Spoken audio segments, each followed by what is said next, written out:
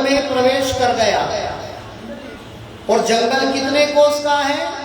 84 कोस का जंगल। और उस जंगल में घुसने का दरवाजा एक है।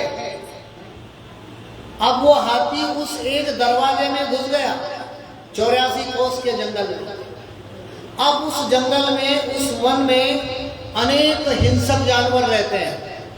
शेर रहता है, चीता रहता है, हिंसक जानवर, काटने वाले, लोगों को मारने वाले, हिंसा करने वाले आदि जीव रहते हैं उस जंगल में, 84 कोस के जंगल में। और बड़ी बड़ी कटीली झाड़ियां जिनमें बहुत सारे कांटे हैं, वो हाथी उस जंगल में घुस गया। अब हाथी घुस गया, घुसने के बाद में उस जंगल में आग लगी, पूरा जंगल धू धू करके जलने लगा। अब जंगल में आग लगी तो हाथी भी कहां से बचने वाला था? हाथी की भी चमड़ी, हाथी का शरीर भी उस आग में झुलस गया। जगह जगह उसके शरीर में फोड़े हो गए, जगह जगह उसके शरीर में खून निकल गया। आग से जलने से बड़े बड़े फफोले उस हाथी के शरीर पे हो गए। अब वो फफोले फूट गए। अब जला हुआ हाथी उस 84 कोस के जंगल में कांटों की झाड़ियों में घूमने लगा। तो आधा तो शरीर उसका जल गया, आधा शरीर कांटों से छिल गया। अब वो कांटों से परेशान, जंगल से परेशान, जंगल में लगी हुई आग से परेशान, और जो शरीर में बड़े बड़े गड्ढे हो गए, जलकर छाले पड़ गए गर्मी से, वो गर्मी से वो छाले भी जल रहे हैं। ऊपर से आकाश मंडल से भगवान सूर्य नारायण की गर्मी गिर रही है। अब वो गर्मी से परेशान, शरीर के छालों से परेशान। अब जंगल बहुत बड़ा, उस जंगल में फंस गया, दरवाजा एक निकलने का, उस जंगल से परेशान, कांटों से परेशान। अब परेशान होता होता उस 84 कोस के जंगल में वो हाथी घूमने लगा। थोड़ी देर में हाथी के शरीर में टीचे लगे हुए थे, खून निकल रहा है। उस खून को निकलते हुए देखकर हाथी के शरीर पर मक्खियां भी भिनभिनाने लगी। मक्खियां, मच्छर आदि उस हाथी को तोड़ तोड़ कर खाने लगे। अब इधर मच्छर से भी परेशान, मक्खियों से भी परेशान। हिंसक जानवरों को मालूम पड़ी हाथी को खाने के लिए, वो भी दौड़े। अब मक्खियों से परेशान, मच्छर से परेशान, गर्मी से परेशान, उस जंगल से परेशान, कांटों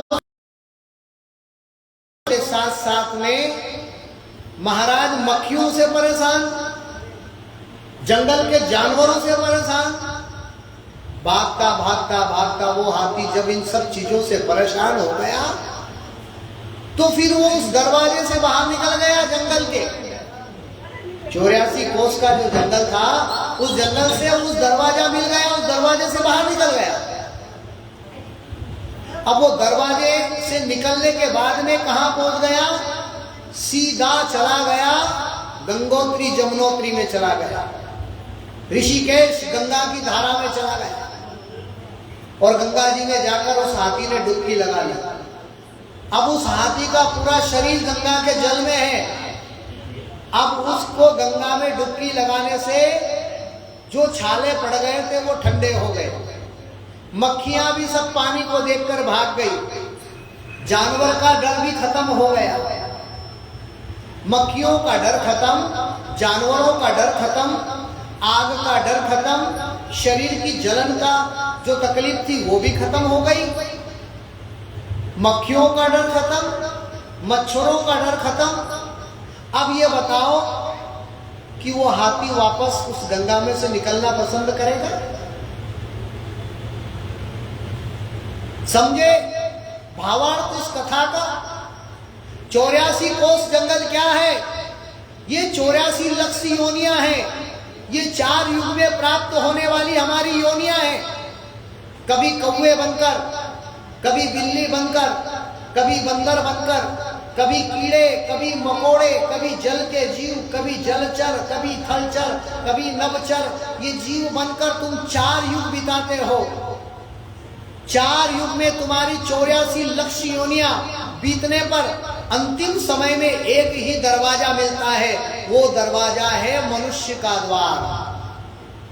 और उस दरवाजे से निकलने वाला, उस दरवाजे से निकलने का मार्ग बताने वाला वो व्यक्ति है सतगुरु। उस दरवाजे से निकालने का मार्ग बताता है। वो मानव तन से तुम्हें भव सागर पार करने का तरीका, मानव तन से तुम्हें देवता बनाने का, मानव तन से तुम्हें ईश्वर बनाने का, जीव को शिव बनाने का, नर को नारायण बनाने का, आत्मा को परमात्मा बनाने का तरीका वो सज्जन, वो सतगुरु हमें बताता है। और वही उस 84 लक्ष्य का जो एक दरवाजा था, वो 84 कोस जंगल का एक दरवाजा था, उस दरवाजे से निकलने का तरीका वो सतगुरु बताते हैं। और वो दरवाजा है मानव तन। उस मानव तन से ही हम फिर मोक्ष को प्राप्त कर लेते हैं। मोक्ष प्राप्त करने के लिए कहीं और जाना नहीं पड़ेगा। मोक्ष प्राप्त करने के लिए कोई तरीका अपनाना नहीं पड़ेगा। बस इतना करना पड़ेगा, तुम्हें सरल होना पड़ेगा। मोक्ष करने के लिए कोई पूजा की जरूरत नहीं है। मोक्ष करने के लिए कोई तुम्हें पाठ करने की जरूरत नहीं है। किसी दूसरे से किराए से जप तप कराने की जरूरत नहीं है। मोक्ष तुम स्वयं करोगे अपने आप का। किसी पंडित को बुलाकर जप कराने से, किसी महान संत को बुलाकर तप कराने से, किसी महान पुरुष के सानिध्य में योग करने से, ध्यान करने से आप मोक्ष को नहीं उपलब्ध हो पाओगे। मोक्ष का एक ही कारण है, मोक्ष का एक ही तरीका है। मोक्ष जब मिलेगा जब आप सरल हो पाओगे। आप सरल नहीं हो पाते। जब आप सरल बन जाओगे, पानी के समान बन जाओगे, निर्मल पानी के समान बन जाओगे, जिसमें मिलाओ वैसे बन जाए। पानी का कोई रंग नहीं होता, लेकिन पानी को किसी भी वस्तु में मिला दो, पानी अपना वैसा ही रंग बना लेता है। तुम पानी की तरह बन जाओ, तुम निर्मल बन जाओ, तुम सरल बन जाओ। क्योंकि रामायण भी कहती है, निर्मल मन जन सो मोहि पावा, और मोहि कपट छल छिद्र न भावा। भगवान कहते हैं कि मुझे छल छिद्र पाखंड नहीं चाहिए, मुझे तो निर्मल मन चाहिए। आप अपना मन निर्मल बनाइए। आप निर्मल मन बना लोगे, निर्मल मन बनाओगे, तभी परमात्मा को उपलब्ध हो पाओगे, मोक्ष को प्राप्त कर सकोगे। तो आप अपना मन निर्मल बनाइए, हृदय को पवित्र बनाइए, तभी आप अपना मोक्ष कर पाओगे। क्योंकि मोक्ष कोई किराए की वस्तु नहीं है। मोक्ष वो वस्तु नहीं है कि किसी को दाढ़ किया कर लिया, कोई नौकर कर लिया और नौकर ने तुम्हारे को मोक्ष दिला दिया। मोक्ष तुम्हें अपने आप को खुद को करना पड़ेगा। और मोक्ष जब होगा जब आप सरल बनोगे। कैसे हो आप संसार में, कैसे मोक्ष मिलेगा आपको? अपने माता पिता की सेवा नहीं करते और बड़े बड़े तीर्थों में जाकर घूमने से मोक्ष नहीं मिलेगा। कभी की अपनी मां की सेवा, कभी की अपने पिता की सेवा, कभी की अपने गुरु की सेवा। जिस व्यक्ति को अपने धर्म की जानकारी नहीं है, जिस व्यक्ति को अपने सद्गुरु और गुरु की जानकारी नहीं है, जिस आदमी को अपनी माता की जानकारी नहीं है, अपने पिता की जानकारी नहीं है, जो माता पिता को नहीं मानता, रामायण भी कह रही है, मानहि मात पिता गुरुदेवा, साधुन सन कर वामहि सेवा। जिनके असमति सुनहु भवानी, सो जानहि निशि चर सम प्राणी। माता पिता को नहीं मानता, माता को नहीं मानता, पिता को नहीं मानता, गुरु को नहीं मानता, और साधु के साथ में सेवा करना तो दूर, साधु संतों की सेवा नहीं करता, साधुओं से अपनी सेवा करवाता है। तो भगवान शिव स्वयं कह रहे हैं पार्वती से, है पार्वती, जो व्यक्ति अपनी माता की सेवा नहीं करता, अपनी माता को नहीं मानता, अपने पिता को नहीं मानता, अपने गुरु को नहीं मानता, अपने धर्म को नहीं मानता और साधु जनों से सेवा करवाता है, वही इस पृथ्वी पर निशाचर है, वही राक्षस है। राक्षस कोई है नहीं, हमारी वृत्ति ही राक्षस है, हमारी सोच ही राक्षस है। हमारे मन में किसी का बुरा सोच लिया, हमारे मन ने किसी का बुरा सोचा, हम उसी वक्त राक्षस हो जाते हैं। हमारे मन ने किसी का अपमान करने की सोचा, उसी वक्त हम राक्षस बन गए। हमने किसी की वस्तु को छीनने का सोचा, हम उसी वक्त राक्षस बन गए। तो राक्षस और देवता कोई अलग से नहीं आते। ये राक्षस और देवता ये मानव सृष्टि में ही विद्यमान है, ये मानव के अंदर ही बैठा हुआ है राक्षस और देवता। जब आदमी की आदत हो जाती है दान करने की, जब आदमी की आदत हो जाती है किसी को खिलाने की, किसी के ऊपर दया करने की, किसी को सेवा करने की, किसी से प्रेम करने की, उसी समय आदमी देवता बन जाता है। देवता का मतलब होता है जो देता है लेता नहीं, उसको देवता कहता है। और राक्षस उसे कहते हैं जो छीन कर अपना स्वयं का उदर भरण करे, अपने पेट पालन करे। अब वो कोई भी हो जो छीन कर खाता है, चाहे वो ब्राह्मण हो, चाहे वो पंडित हो, चाहे वो संत हो, चाहे वो सन्यासी हो, चाहे वो तपस्वी हो, चाहे वो बैरागी हो, कोई भी हो जो छीन कर खाता है वो राक्षस है। राक्षस ही अलग से थोड़ी आए। आपको मालूम है रावण सारस्वत वंश में पैदा होने वाले ब्राह्मण वंश में पैदा हुए थे। सारस्वत वंश था, सारस्वत गोत्र में पैदा होने वाले रावण ब्राह्मण वंश में पैदा हुए, ऋषि के पुत्र। लेकिन उन्होंने यही काम किया, दूसरों की स्त्री का हरण कर लिया। दूसरों की चीजों का हरण करना यह भी तो राक्षस का कर्म है। तो एक ब्राह्मण भी राक्षस हो सकता है, एक साधु भी राक्षस हो सकता है, एक संत भी राक्षस हो सकता है, क्योंकि कर्म से ही व्यक्ति देवता होता है और कर्म से ही मनुष्य राक्षस होता है।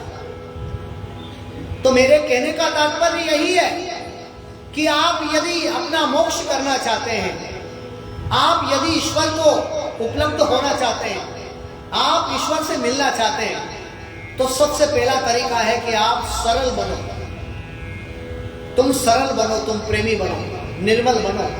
निर्मल बन जाओगे, परमात्मा तुम्हारे पास में आ जाएगा।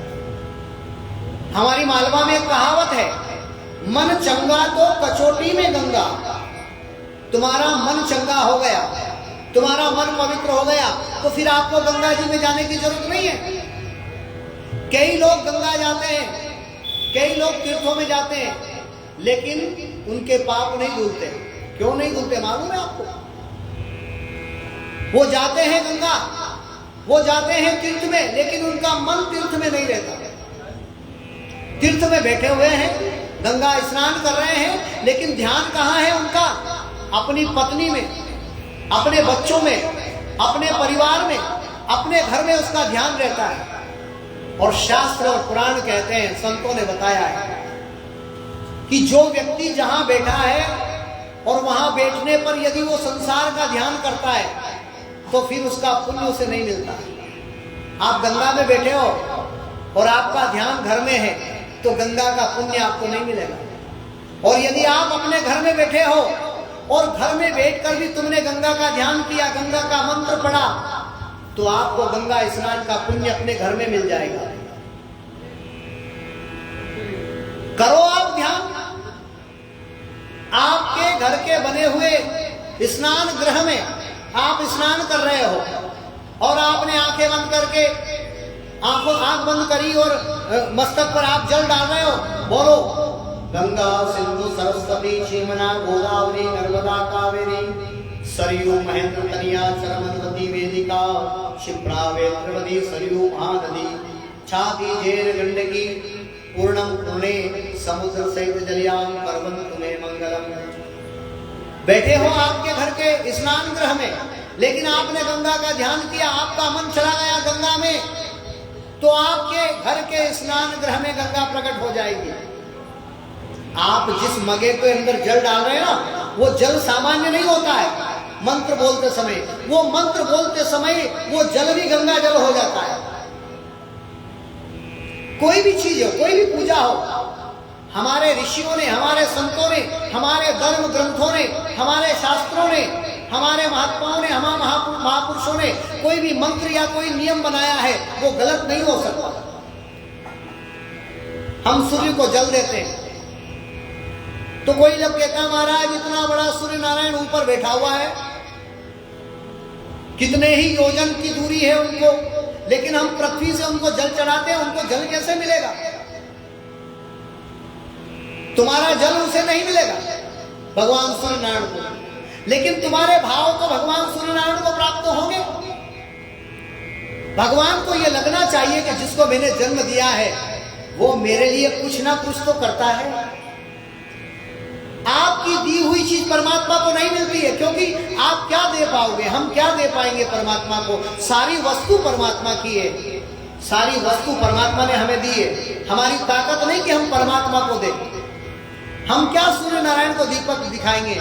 उसके अंदर तो इतना प्रकाश है कि सारे दीपक फीके नजर आएंगे, लेकिन फिर भी हम सूर्य नारायण को दीपक लगाते हैं। क्यों लगाते हैं? ताकि भगवान को पता चले कि मेरे ऊपर इसकी भाव है, भावना है, ये मेरा सत्कार करता है, मेरा सम्मान करता है, मेरा आदर करता है, ये मुझे याद करता है। ये दीपक लगाना सूर्य को, ये भगवान सूर्य को याद करने का तरीका है। और सूर्य नारायण को जल भी हम इसलिए चढ़ाते हैं। और एक और रीजन है इसका, सूर्य नारायण को जब हम जल चढ़ाते हैं तो सूर्य की किरणों में इतने बड़े बड़े वायरस है जो बड़े बड़े ब्रह्म राक्षस को भी डस ले, खा ले।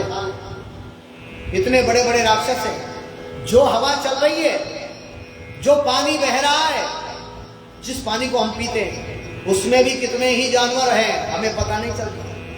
ये जमीन है, पृथ्वी हम बैठे हैं, इसमें भी कितने ही रहस्य भरे हुए हैं। इनके रहस्यों को हम नहीं जान पाएंगे।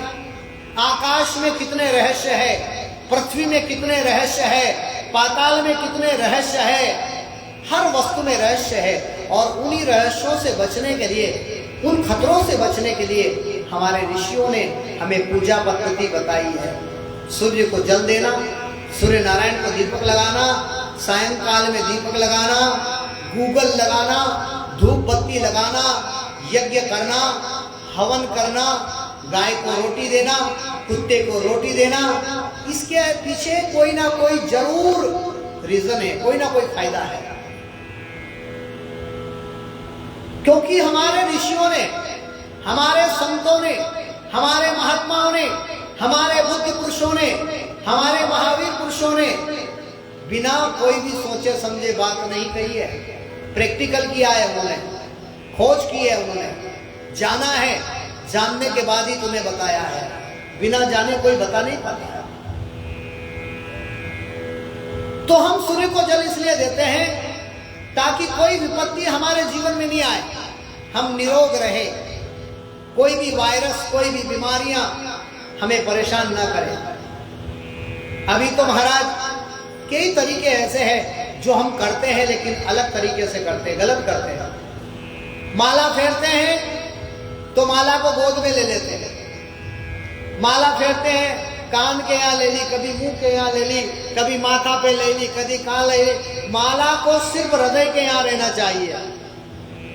हृदय के यहाँ रहकर एक उंगली और अंगूठे से उसके मनके को घुमाना है माला को। और यदि आपको ये माला नहीं घुमाना है तो मन की माला घुमाओ। ये याद नहीं है तो ये तो गिनती की माला है। गिनती की माला करना है तो हृदय के यहाँ पर माला रखो और नाम का जप करो। कोई भी इष्ट हो तुम्हारा, जिस इष्ट पर तुम्हारा श्रद्धा हो, विश्वास हो, उस माला को जपो। हृदय के यहाँ माला रहना चाहिए। महादेव महादेव। और दूसरा, यदि आप ये माला नहीं जप सको तो मन की माला जपो। मन की माला वो बिना गिनती की है, उसको गिनो मत, चलने दो, सतत चलना चाहिए। श्वास श्वास से राम जी महाराज का नाम निकले, श्वास श्वास से राम राम की आवाज आए, वो माला जपो आप बिना गिनती की। जो ईश्वर हमें बिना गिनती की वस्तु देता है उसको हम गिनती की माला क्यों करें? अरे भाई, गिनती से उसी को जो व्यापारिक व्यक्ति गिनती से लेता है और गिनती से देता है। भाई किसी सेठ से तुमने पैसा लिया 1000, तो पहले लेते समय गिनो और देते समय भी गिनो। लेकिन जिस परमात्मा ने कोई भी वस्तु हमें गिनकर नहीं दी, बिना गिनती की दी है, तो उस ईश्वर की माला गिनती से क्यों करना? उसकी माला करना है, मन की माला फेरो, मन को मोती बनाओ, उसकी माला फेरो।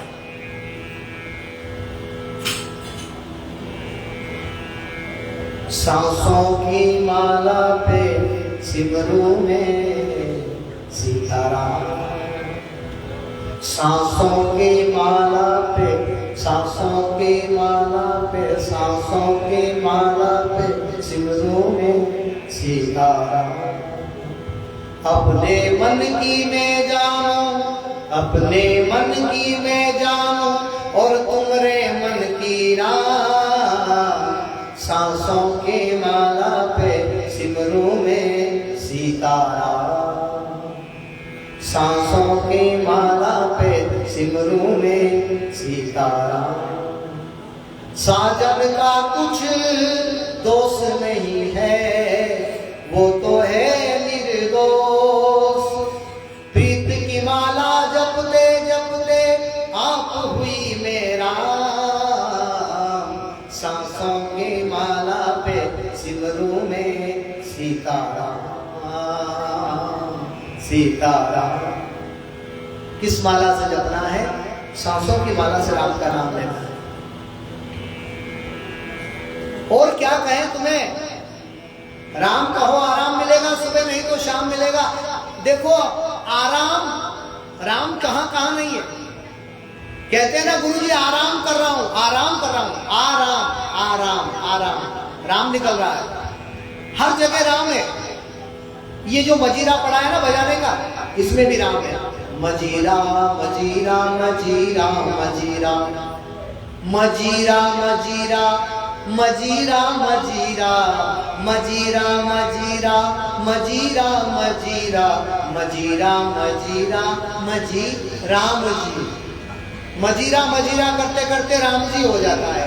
आराम आराम आराम करते हुए राम राम हो जाता है। और तो और मरा मरा मरा मरा मरा मरा मरा मरा मरा मरा मरा मरा करते करते भी राम हो जाता है। एक ही मंत्र, एक ही नाम ऐसा है जिसको उल्टा लो तो भी सीधा होता है। दुनिया का कोई भी मंत्र ऐसा नहीं है जिसको उल्टा जपो वो सीधा होता है, लेकिन राम जी का नाम ऐसा है इसको उल्टा जपो तो ये सीधा होता है। बताइए। फिर एक और बात, गायत्री मंत्र को आप शमशान में नहीं जप पाओगे। भगवान शिव की मृत्युंजय मंत्र को शमशान में नहीं जप पाओगे। अशुद्ध जगह, कोई भी जगह आप किसी भी मंत्र का प्रयोग नहीं कर सकते।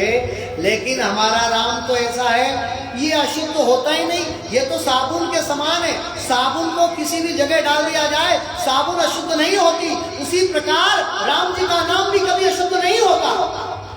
राम का नाम साबुन के समान है। जैसे साबुन हर वस्तु को स्वच्छ कर देती है, जैसे साबुन हर वस्त्र को स्वच्छ कर देती है, वैसे ही राम जी का नाम है। राम का नाम लोगे तो कितना ही पापी हो, कितना ही दुष्ट हो, कितना भी पतित हो, वो पतित भी तर जाएगा, वो पापी भी पुण्यात्मा बन जाएगा। ये राम मंत्र की महान शक्ति है। तो ऐसे मंत्र को तुम गिनकर लोगे, ऐसे मंत्र को तुम गिनकर गिनोगे, लकड़ी की माला पर गिनोगे, गोदी में लेकर गिनोगे, मुंह के यहां लेकर गिनोगे। इस माला को तो कंठ से लेना है, और कंठ से सिर्फ कंठ की तो मन के बनाना है, कंठ के यहाँ पर जो है ना ये गोल गोल, इसको मन का बनाना है, लेकिन आवाज नाभि कमल से आना चाहिए। नाभि के यहाँ से, मुंह से नहीं बोलना, नाभि से आवाज आना चाहिए, नाभि कमल मंडल से। 7 चक्र है हमारे शरीर में, उसमें से ये चक्र से आगे आना चाहिए परमात्मा का नाम। नहीं तो राबड़ी के कोठे से, जलेबी और पोए के कोठे से राम जी का नाम लोगे तो क्या राम जी का नाम। योगी बनना है तो नाभि कमल से शुरुआत करना पड़ेगा। महाराज चल रहा है ये ओ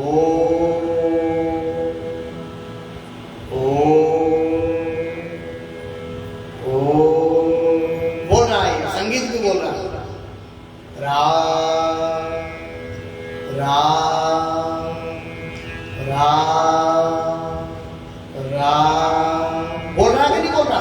अगर तुम्हारी समझ अच्छी है तो इसमें भी आपको राम सुनाई देगा, और अगर समझ अच्छी नहीं तो राम जी के नाम में भी आपको राम समझ में नहीं आएगा। ये भी तो है, 2 तार है, जैसे 2 श्वास है ना, एक तो बाहर जाती हुई श्वास और एक अंदर आती हुई श्वास, उसी प्रकार संगीत में भी 2 स्वर है। सांस क्या है बताया ना एक भजन में, तन के तबूरे में 2 हो, तन के तबूरे में 2 सांसों के तार बोले जय सिया राम, राम जय राधे श्याम। हो तन के तबूरे में 2, तन के तबूरे में 2 सांसों के तार बोले जय सिया राम, बोले जय राधे श्याम। अब तो इस मन के मंदिर में प्रभु का हुआ बसेरा, प्रभु का हुआ बसेरा। अब तो इस मन के मंदिर में प्रभु का हुआ बसेरा, प्रभु का हुआ बसेरा। राम नाम का हीरा पाया, श्याम नाम का मोती, श्याम नाम का मोती। प्यासी 2 अखियों में,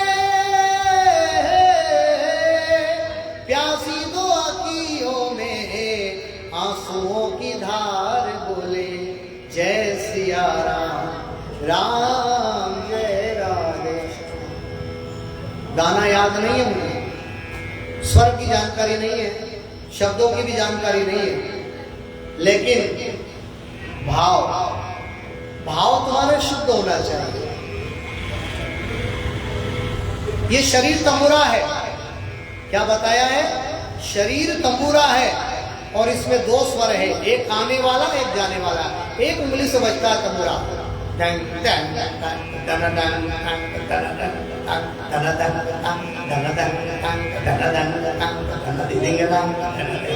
बस यही स्वर बजता है तंबूरे में, इसके अलावा कोई नहीं बजता है।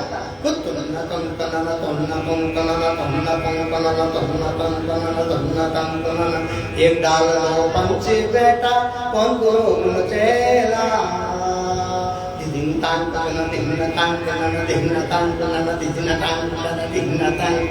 इससे ज्यादा कुछ नहीं। 2 ही स्वर है, आने वाली और जाने वाली। जानता नहीं हो, संगीत कलाकार नहीं हो, कहीं तबला पेटी बजाने वाला मत समझ लेना हो। मैं कलाकार नहीं हूं, क्योंकि कार में मैं रहता नहीं हूं, ना कार है मेरे पास में, ना मैं कलाकार हूं। 2 पांव है, बस इसी से चलता हूं। ना मेरे पास बैठने की कार है, ना मैं कलाकार हूं, ना मैं कोई गायक हूं। मैं तो आप जैसा एक सामान्य व्यक्ति हूं, और सामान्य बन के ही रहना चाहिए। ना मैं पंडित, ना मैं साधु, ना मैं संत, ना मैं सन्यासी, ना मैं ब्रह्मचारी, ना मैं पंडित, ना मैं विद्वान, ना मैं ज्ञानी। मैं तो बस एक ही चीज हूं, बस यही अपराध में हर बार करता हूं। आदमी हूं, आदमी से प्यार करता हूं। पंडित नहीं हूं, आदमी हूं। परमात्मा ने मनुष्य बनाया, मनुष्य बनकर रह पाऊं, बस इससे बड़ी और कुछ वस्तु चाहिए नहीं मुझे। ना मैं संत हूँ, ना सन्यासी हूँ, ना कोई बाबा हूँ, ना जोगी हूँ, ना कोई जंगम हूँ, ना मैं कोई विद्वान हूँ, ना कोई पंडित हूँ, ना कोई शास्त्री हूँ। कोई भी 108 1000 मेरे ऊपर नहीं लगते। ना मैं कार रखता हूँ, ना मैं कलाकार हूँ। मैं एक मानव हूँ और मानव से प्यार करता हूँ। बस यही आदत है मेरी। बगावती हूँ, बगावत करता हूँ, और जो बगावत करता है वही जीवन में परमात्मा को प्राप्त कर सकता है। जितने भी बड़े बड़े महर्षि, बड़े बड़े विद्वान, बड़े बड़े पंडित, बड़े बड़े ज्ञानी हुए, वो सारे बगावती हुए हैं, और जिसने बगावत की है उसी बगावती को परमात्मा मिला है। लकीर के फकीर को कभी परमात्मा नहीं मिला। दूसरों के वचन बोल बोल कर, दूसरों का ज्ञान झाड़ झाड़ कर अपना कभी कुछ पैदा किया नहीं, और लगे हुए हैं अपने अपने हिसाब से। किसी के 10,000 की संपत्ति, किसी की 50,000 की संपत्ति, कोई अरबों की कमाई कर रहा है, कोई कितना डोनेशन ले रहा है। यहाँ तो डोनेशन भी नहीं है। 2 जोड़ कपड़े हैं और एक झोला है साथ में, सीताराम भजो ले लो मजो। इसी झोले में सारी दुकानदारी है, और इस झोले में भी 90% माला है, माला पहनने की, बाकी और कुछ भी नहीं है। हाँ, 150 रुपए तुम्हारे यहाँ से आए होंगे तो पड़े होंगे गोली दवाई के लिए। सुबह से जो आए होंगे तुमने चढ़ाए होंगे। तो जीवन काल में सरल बनना सीखो। सरल बनोगे तो ही परमात्मा मिलेंगे। बिना सरल बने परमात्मा कभी आपको प्राप्त नहीं होंगे। आप सरल बने। माला करें तो ध्यान से, नियम से करें। सूर्य को जल चढ़ाए तो नियम से चढ़ाए। दीपक लगाए भगवान को तो नियम से लगाए। भगवान का अभिषेक करे तो नियम से करे। भगवान की पूजा करे तो नियम से करे। ऐसे नहीं कि भगवान का पूरा मुंह तुमने लपेट दिया। भगवान राम की पूजा करने आए, कृष्ण की पूजा करने आए, पूरा माथा ही कंकु से खराब कर दिया। ऐसी पूजा करने की जरूरत नहीं है। भगवान के चरणों की पूजा होना चाहिए। भगवान के मस्तक पर कभी तिलक नहीं लगाना। भगवान शिव के लिंग को कभी भी स्त्री को छूना नहीं है, जवान कन्या को छूना नहीं है। नमस्कार करना है लेकिन छूने का अधिकार नहीं है, नमन करने का अधिकार है। शिव को जल चढ़ाओ तो लिंग को छूकर नहीं चढ़ाना, ऊपर से चढ़ाना है। भगवान शिव के लिंग के नीचे जो जलाधारी है उसको छूकर प्रणाम कर सकते हो, लिंग को आपको अधिकार नहीं है। तुम्हारी क्या ताकत है जो तुम निराकार ब्रह्म को छू पाओगे? भगवान शिव का लिंग निराकार रूप है भगवान का। और यदि आप, हमारे महापुरुषों ने, पुराने महापुरुषों ने कहा है कि जो व्यक्ति संसार में रहकर कोई नारी या स्त्री या जवान कन्या भगवान शिव के लिंग को हाथ लगाएगा, पहली बात तो किसी साधु को, किसी सन्यासी को, किसी महापुरुष को, किसी महात्मा को, किसी पंडित को, उसको भी बार बार शिव को छूने का अधिकार नहीं है। पूजा करे बस उसी समय वो शिव को छू सकता है। दर्शन करते समय शिव को छू सकता है कोई व्यक्ति, बार बार हाथ लगाने का अधिकार सामान्य व्यक्ति को भी नहीं है, बड़े बड़े ज्ञानी को भी नहीं है। वो निराकार ब्रह्म है।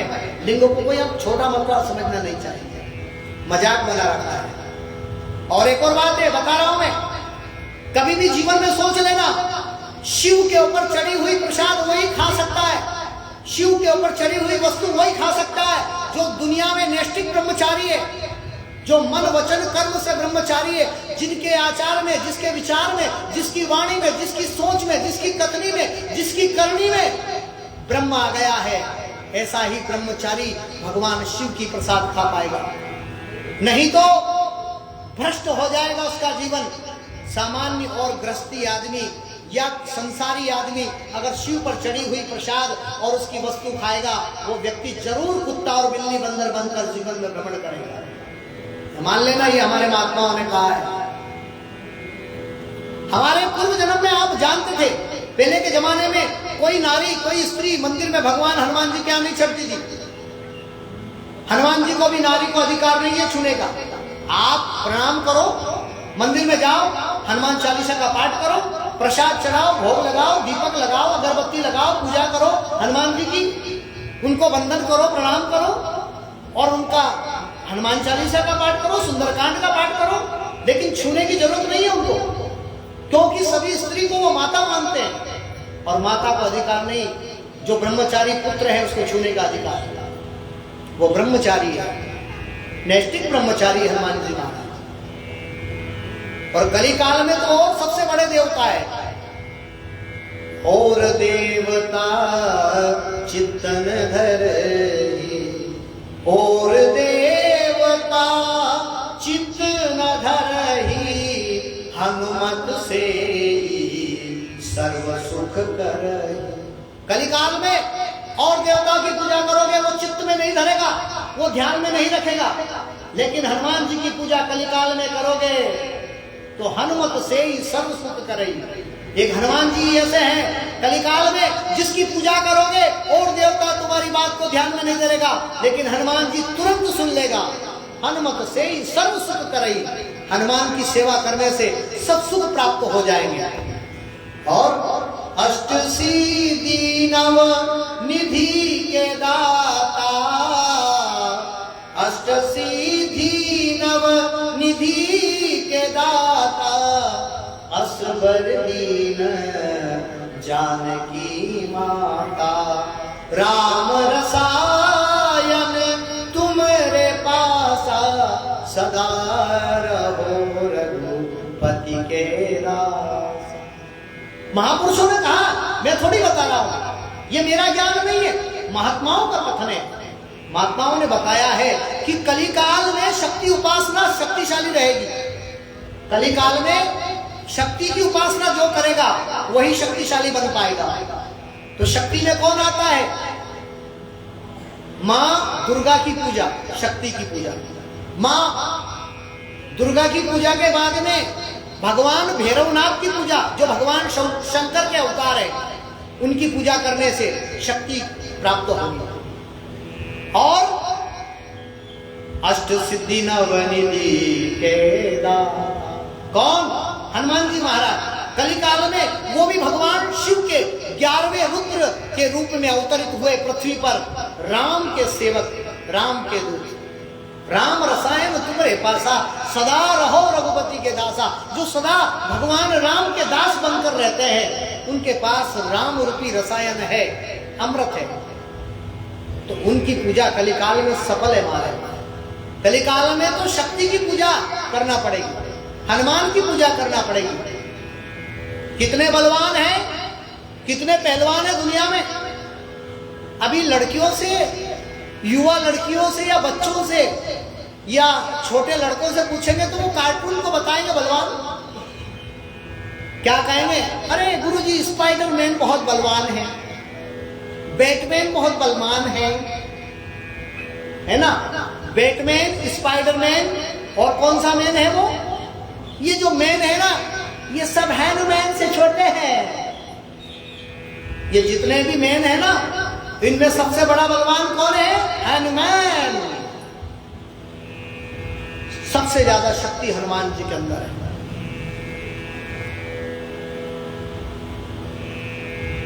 महाराज, जिसने द्रौपदी के वस्त्र खींचे थे, क्या नाम उसका है? हाँ, दुशासन।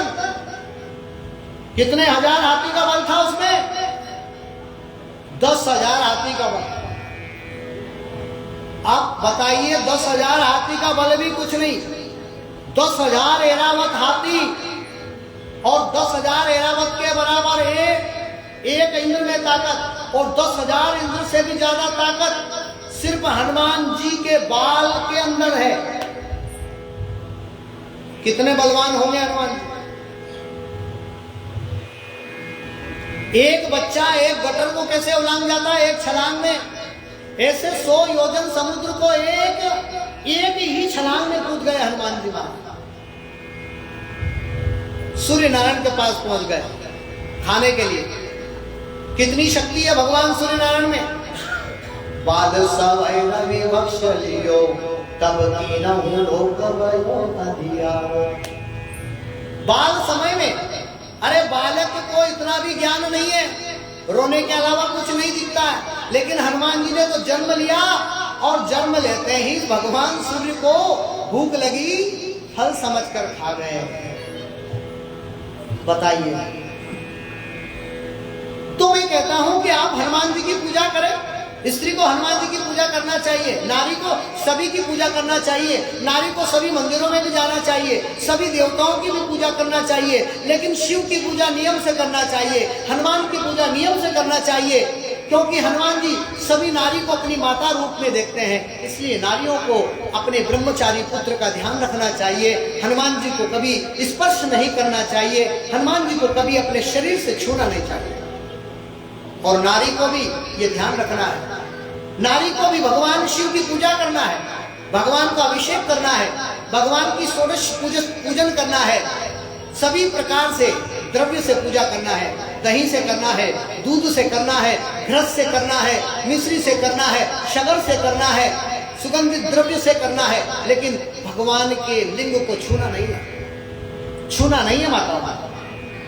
अगर आप छू रहे हैं तो सबसे बड़ा अपराध कर रहे हैं। और ध्यान रखें, भगवान शिव पर चढ़ी प्रसाद भी अपने को सेवन नहीं करना है। प्रसाद चढ़ाई, बस पूजा करी, आप बड़ी से प्रभु से निवेदन करके प्रार्थना करके अपने घर को प्रस्थान करें, लेकिन वो प्रसाद उठाए नहीं जो आपने चढ़ा दी, लेकिन नहीं उसी को खाएंगे तो फिर बनो कुत्ता बिल्ली बंदर, अपने ही घर में फिर बर्तन चाटने का काम करना। आप शिव की वस्तु खाओगे, भक्षण करोगे, मरोगे, बाद में वही अपने घर में बिल्ली बनकर झूठे बर्तन बहू लाकर रखेगी, फिर झूठे बर्तन चाटोगे, कुत्ते बनोगे, घर में झूठे बर्तन चाटोगे। हमारी ताकत नहीं है शिव को छूने की। आपको मालूम है, अब तो फिर भी गृहस्थी लोग पूजा करने लगे भगवान शिव की।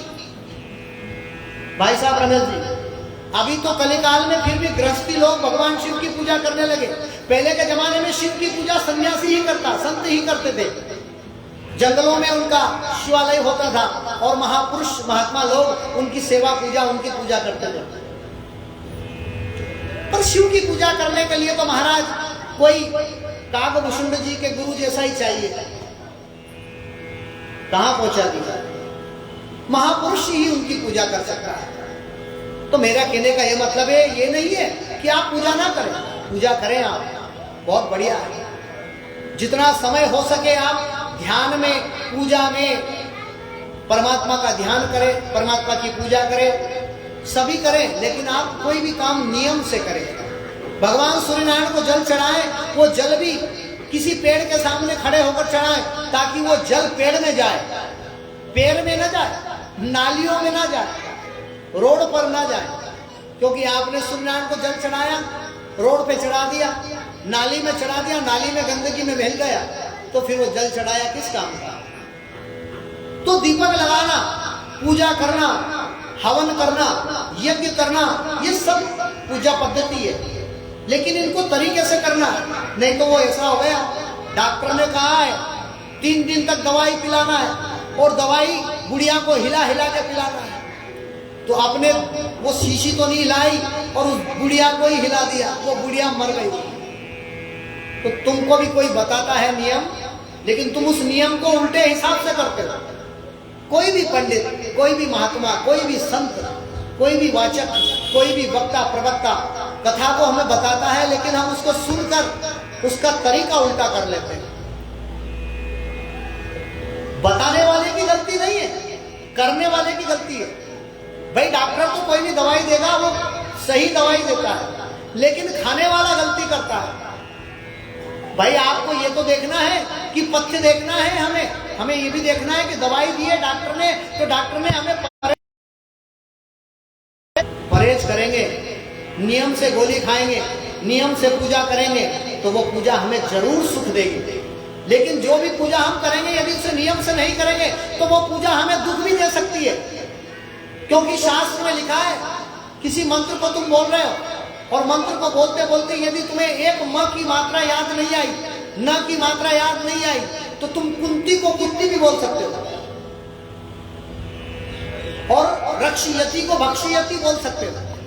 एक मंत्र में था रक्षयति, तो वहां पर पंडित जी पूजा कर रहे हैं, तो वो बोल रहे भक्षयति भक्षयति भक्षयति, तो देवी उसके पूरे परिवार को ही खा गई। तो बोलने का तरीका होना चाहिए। कोई भी काम करो पहले सीखो और नहीं सीख सकते तो किसी से करा लो, किसी से करवा। और यदि तुम्हें याद नहीं है तो किसी से करवा लो। और बिना जानकारी के कोई भी काम मत करना जीवन में। तो मैं तो ये कहता हूं कि आप संसार में कुछ करो ना करो लेकिन सरल बन जाओ।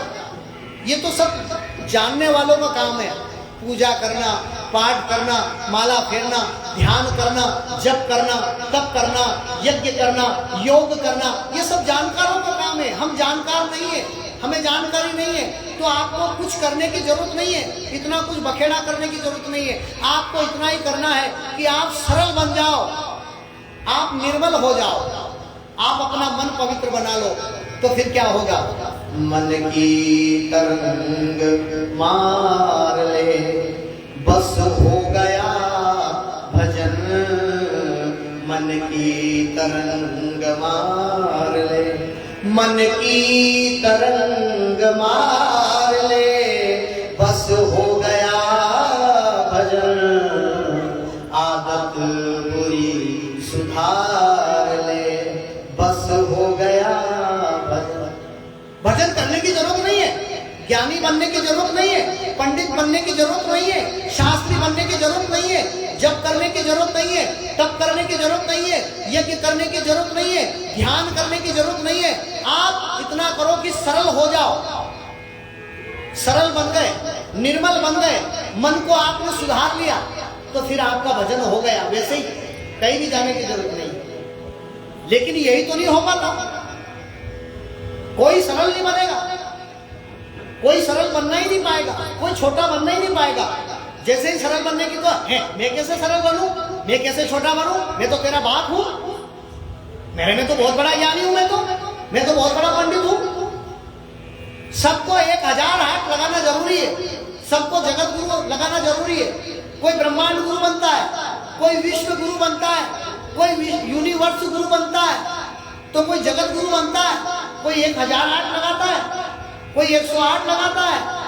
इससे कुछ होगा नहीं है। सभी तो मर रहे हैं, 1000 लगा रहे हैं वो भी मर रहे हैं, 100 लगा रहे हैं वो भी मर रहे हैं। तो मेरा बस चले तो मैं 1,08,000 लगा दूंगा। अगर इससे कोई महान बने तो 1,08,000 लगाओ, खूब मजे करो। इससे कुछ होना नहीं है। छोटे बन जाओ, बड़े बनोगे तो कुछ मिलेगा नहीं, और छोटे बनोगे तो कोई ना कोई कुछ ना कुछ तो देके जाएगा।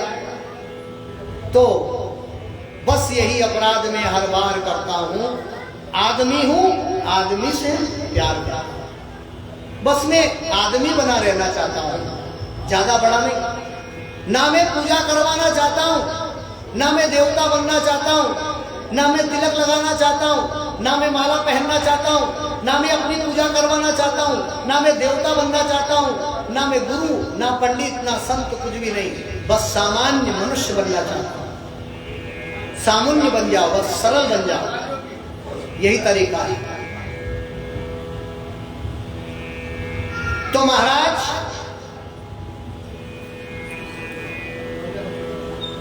ध्रुव के वंश में आपको बताया ध्रुव कितने सरल बन गए, प्रहलाद कितने सरल हो गए, मीरा कितनी सरल हो गई, राधा कितनी सरल हो गई। क्या कहती है राधा जी? एक तू ना मिला, लता जी का गाना है, एक तू ना मिला सारी दुनिया मिले भी तो क्या है। एक तू ना मिला सारी दुनिया मिले भी तो क्या है। एक तू ना मिला धरती हूं मैं, तू है मेरा गगन। धरती हूं मैं, तू है मेरा गगन। होगा कहाँ तेरा मेरा मिलन, साथ तेरा नहीं सारी दुनिया मिले भी तो क्या है। एक तू ना मिला सारी दुनिया मिले भी तो क्या है। एक तू ना मिला। राधा बनने की कोशिश करो, राधा बनोगे तभी तो गोविंद आएगा, राधा बनोगे तभी श्याम आएगा, मीरा बनोगे तभी तो गोविंद आएगा। मेरे तो गिरधर गोपाल, मीराबाई कह रही है, ये राधा बोल रही थी, एक तू ना मिला सारी दुनिया मिले तो भी क्या है। और मीरा कह रही है, मेरे तो गिरधर गोपाल दूसरो न कोई, दूसरो न कोई। मेरे तो गिरधर गोपाल दूसरो न कोई, दूसरो न कोई। जाके सिर मोर मुकुट मेरो पति सोई, दूसरो न कोई। मीराबाई तो बहुत, मैंने बोला ना आपसे, मीरा जैसी नारी कोई हो नहीं पाई दुनिया में। तेरी में तो प्रेम दीवानी मेरो, दर्द न जाने कोई। तेरी में तो शाम दीवानी मेरो, दर्द न जाने कोई। घायल की गति घायल जाने, जो कोई घायल होय। एरी में तो कृष्ण दीवानी मेरो, दर्द न जाने कोय। सूली ऊपर सेज हमारे किस विधि मिलना होगा। सूली, गले में सूली लग जाए, कांटे के बिछोने, उन बिछोनों पर भी मीराबाई समाज, परिवार, जाति, सबकी गालियां उलेना सुनकर भी भगवान का साथ नहीं छोड़ा। लोगों ने गालियां दी, लोगों ने अपमान किया, लोगों ने हंसी उड़ाई, परिवारों ने बदनाम किया, लेकिन फिर भी पग घुंघरू बांध मीरा नाची रे, है ना। मीरा के समान बनना बहुत मुश्किल है, मीरा कोई दूसरा नहीं होगा। अभी किसी नारी से कह दो, अरे बहन जी आप तो मीरा लग रही हो, है गुरुजी कहीं मैं मीरा हूं, मैंने धोड़ा कपड़ा पहनी रखा गई। किसी को मीरा कहो तो बुरा लगता है, किसी को राधा कहो तो बुरा लगता है, किसी को सीता कहो तो बुरा लगता है। और अभी नाचने वाली किसी हीरोइन का नाम रख दिया जाए ना तो बड़ी खुश हो जाए, अभी 500 का नोट दे दे मुझे इनाम में। जो नाचते हैं बाजारों में, पैसों के लिए नाच रहे हैं, पैसों के लिए अपनी इज्जत बेच रहे हैं, फटे कपड़े पहनकर, नंगे कपड़े पहनकर गाने गा रहे हैं, उनका नाम रख दो तो तुम प्रसन्न हो जाते हो। और हमारी देवियों का नाम यदि तुम्हारा रख दिया जाए, मीरा बोल दिया जाए, राधा बोल दिया जाए, सीता बोल दिया जाए, सावित्री बोल दिया जाए, या अनुसुईया बोल दिया जाए, तो कह दिया जाए ये तो ओल्ड फैशन हो गया, ये तो पुराने नाम है, ऐसा नाम मत बोलो। अभी किसी को नर्मदा बोल दूं ना, कैसा नर्मदा नाम रखियो। अभी किसी को गंगा बोल दूं ना, गंगा नाम पुराना है गुरुजी, तो फिर गंगा में स्नान करने क्यों जाते हो, नर्मदा में स्नान करने क्यों जाते हो। अपने बेटों का नाम तुम बंटी रखते हो, अपने बेटों का नाम रिंकू रखते हो, चिंकू रखते हो, चिंटू रखते हो। अपने बेटों का नाम शिव रखो, अपने